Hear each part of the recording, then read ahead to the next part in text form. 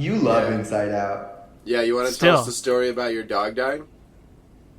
I could tell you about my cat dying. Apollo died. No way. Tell us the story. Did anyone become a man on this one? What? Did anyone become a man? That's the whole point of your dog story, right? Is that your friend became a man? That's the point of the dog story. In this case, I guess maybe me, but it was pretty far finally, away. It's about time. It was funny because in college I wrote, the eulogy for Apollo like 4 years ago. Did you read it? I wrote him a eulogy, and he never died. And then finally, like a couple months ago, he did. And I have been doing stand-up around Minneapolis. I went to a show and was like, so I told the joke where I deliver the eulogy for my cat, and then I said afterwards, like, I wrote that joke 4 years ago, and he just died yesterday. And people, like, laughed thinking I was joking, and I was like, no, it's, like, kind of sad. And then they laughed. Then you cried and walked off, right? You know what I always say? It's never too early to write a eulogy because they're eventually going to die. So I have one ready to go for Allison. I have one for my mom and my dad. I have one for me.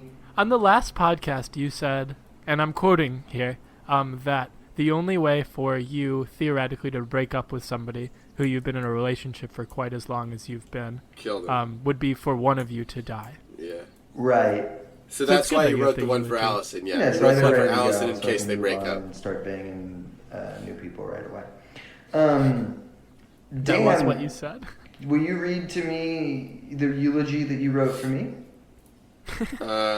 Yeah, sorry, I'm just going to have to... I tattooed it onto my ass, so I'm going to have to get a mirror real quick. Find a mirror. Yeah, sure. I can start with the one I wrote for you. Yeah, thanks, that'd be great. Yeah. Okay, so it goes a little something like this.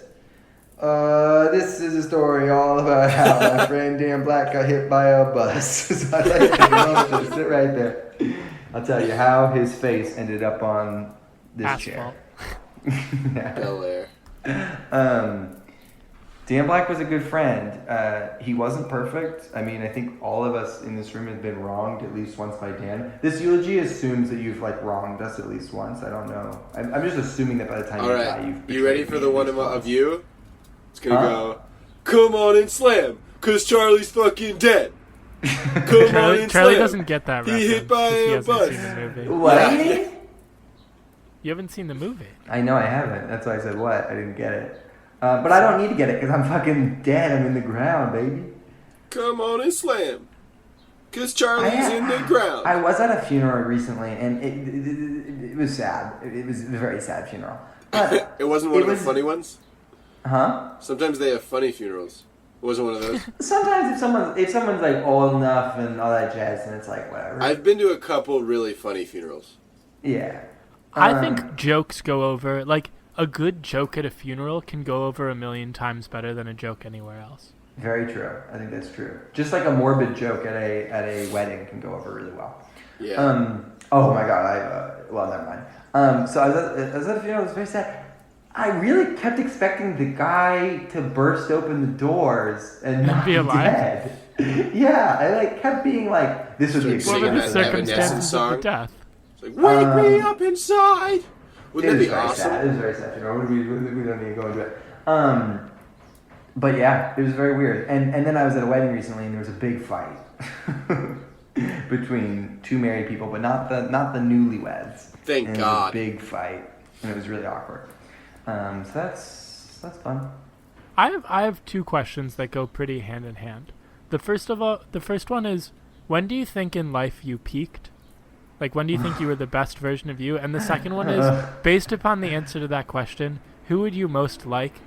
Somebody who you're not particularly close with? Somebody who maybe has to speculate a lot about the future course of your life? Who would you most like to have write your eulogy, and what would they say?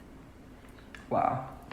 I feel like I'm hoping to peak when I'm a silver fox 40-year-old, but I think I probably peaked in fucking college.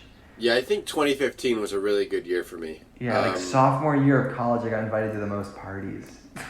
Yeah. And it wasn't even that many parties, which is what's so sad. And who writes my eulogy? Exactly that way. Probably I don't know, Austin Lane or something. Who else was cool in college? Oh, he was very cool. What I have in mind is I want Dan to write my eulogy. I'm trying to think of somebody who in my life knew me at the moment when I seemed to have had the most potential for success. When was that? And then I would like for them to speculate that I manifested that success actively. And for the many years after knowing them that I was alive, they just assumed that I had achieved everything I told them I was going to achieve. But Like, you really let's say didn't.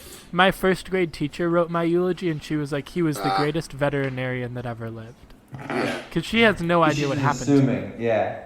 I think I might have peaked right when I came out of the womb. They were like, so much promise, and then like from then on, it was like, wait a second.